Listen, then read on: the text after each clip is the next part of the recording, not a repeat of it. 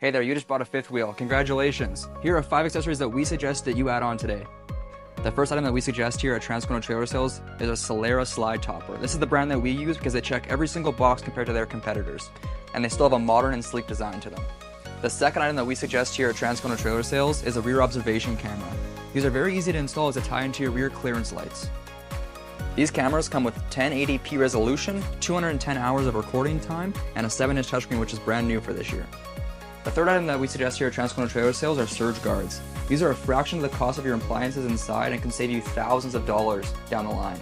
What this guy does is stops all the electrical surges from the campground that can spike and ruin your appliances inside. Our fourth item that we suggest here is a trailer aid.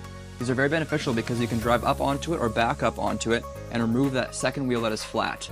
It saves a lot of time and effort with a bottle jack and all that stuff on the side of the highway. The final item that we suggest here at Transcona Trailer Sales is our Cummins generators. This generator here has multiple different sources of power. You have your 30 amp here, you can plug in your phone cords here as well, and has an LED display and a remote start feature. It is also one of the quietest in its class.